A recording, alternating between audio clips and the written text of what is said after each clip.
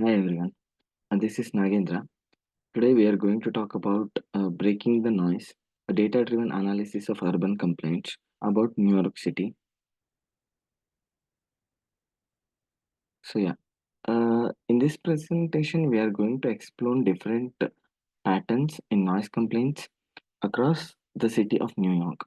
Here we are trying to identify a lot of different concerns that are related to these complaints, where they are coming from, why they are coming, and how we can reduce.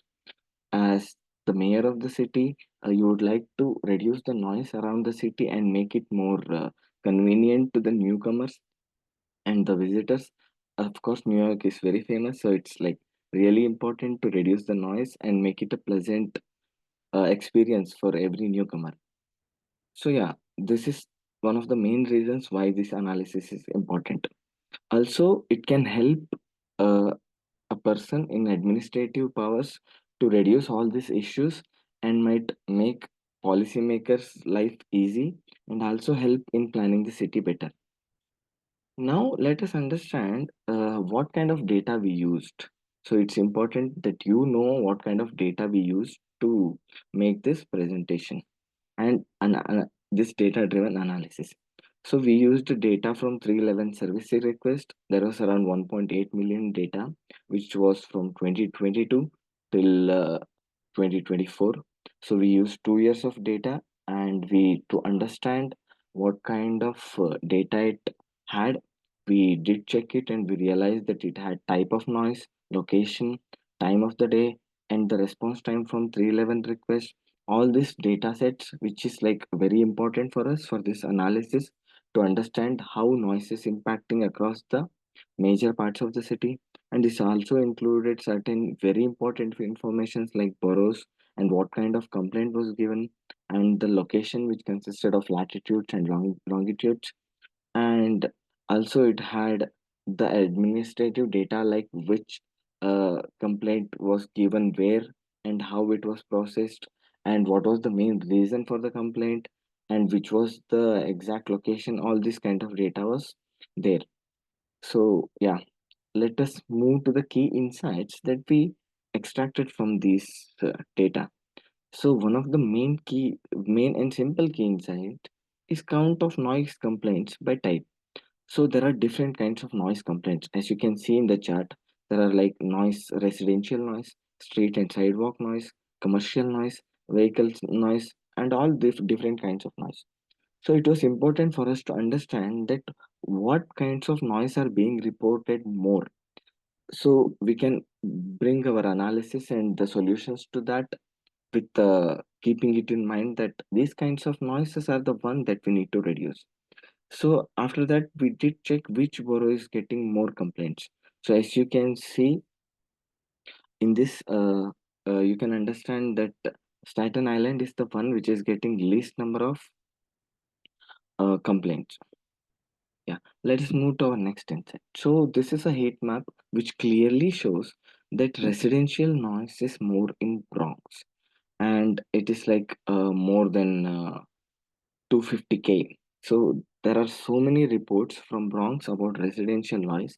So it is important for us to understand why this is happening so that we can outline a better idea and how we can overcome this. Yeah, okay. And it was also important for us to understand that what is the time of the day that is actually causing these kinds of issues. As you can see, when it comes to late nights, around 10 or 11 in the night, the complaints are more. And you can see since the afternoon, the complaints keep on increasing. Maybe because as we have seen, the residential noises are more reported, so everyone is home after their work, and might be a reason, and even partying could be one of the major reasons.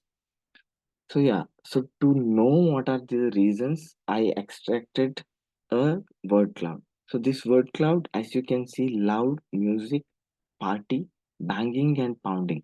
These are the main reasons with which the reports were given to.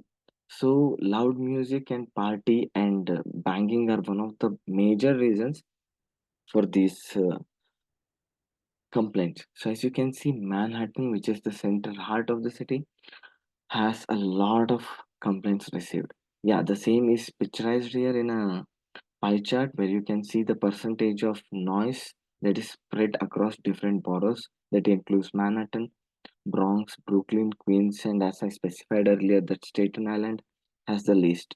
And there is one more category, as you can see, unspecified. So to clarify that, either it was not properly reported or it was a false call. Yeah. So yeah. Okay. Now, as we understood that this is about mainly about New York City, we have designed a map here where you can see a color density of more complaints, and you can see here that the color density is more in front on or above the Manhattan area. So as it's obvious, the area of Manhattan is more noisy as it's the main center of tourist attraction, and it is eventually going to make the residents uncomfortable. Yeah. So let us, okay.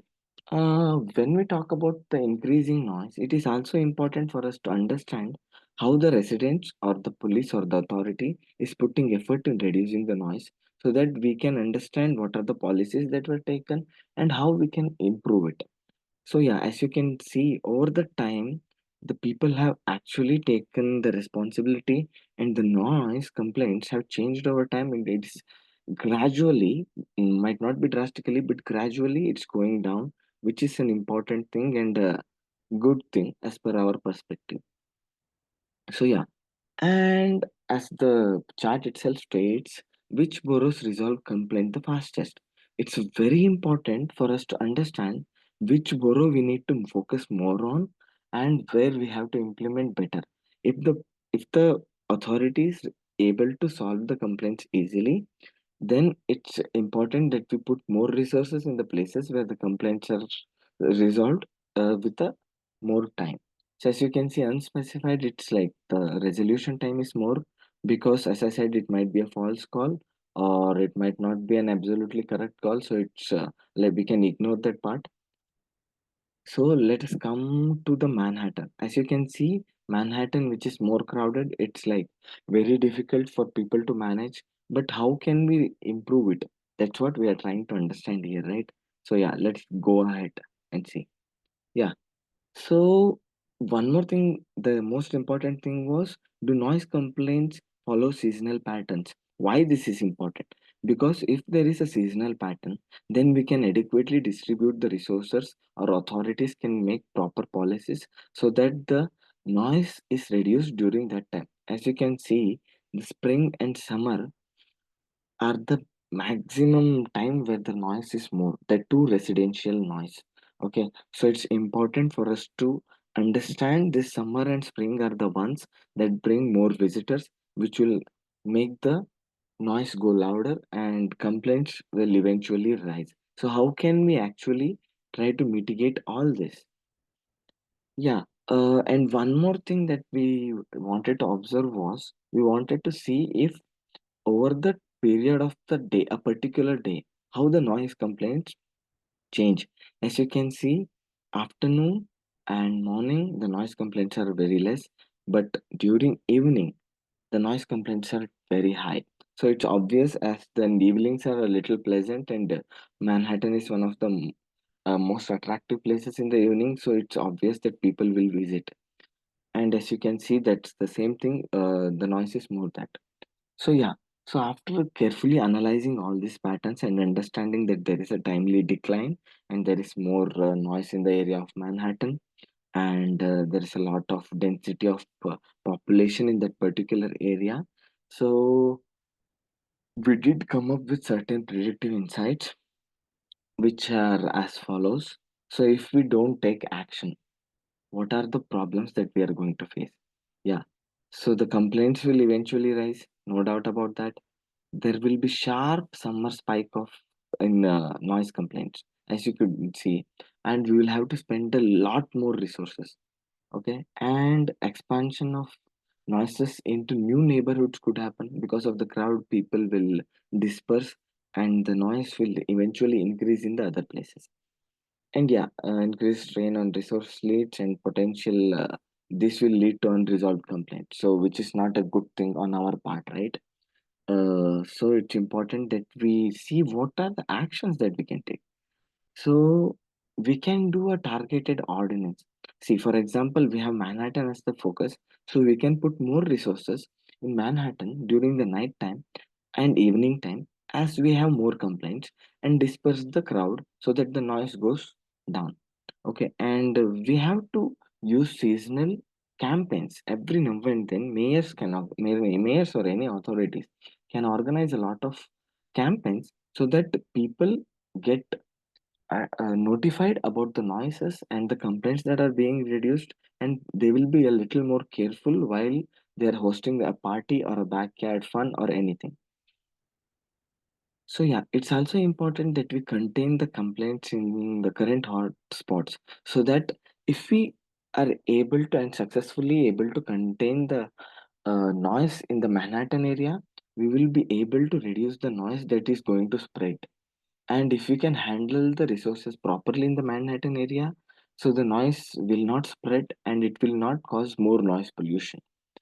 So yeah, improved efficiency keeps resource use managed. As I've been stressing from the beginning, it's important that we keep the resources managed. So yeah, this is also important. So by implementing all these things, I think we will be able to see a visible change in the pattern, as these are certain key actions that we extracted from all these insights.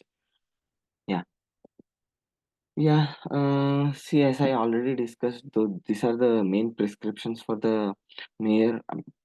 As I said, you can see, we can implement a seasonal noise reduction campaigns, as I already discussed, and introduce the late night noise ordinances, where the people we implement more resources in the key areas where there is night crowd, and enhance complaint resolution efficiency. Also, we put more resources for the boroughs like Manhattan, Bronx, where the complaints are more, so that the management of the complaint becomes easier. And we have seasonal campaigns, and we have to engage normal communities like certain NGOs which can help us to bring down this noise, who can actually take care of all the information spreading. So yeah, so coming to the conclusion, it's like noise complaints. How much ever we try to reduce, as New York is one of the most important cities, we cannot completely avoid the noise, but we can stop it from spreading. So we should take it as a responsibility and act soon, and make sure that the noise doesn't spread and the noise remains contained in the area of New York. And we also make sure that the people understand that it's important to reduce the noise, and the population can survive with ease. Thank you for listening to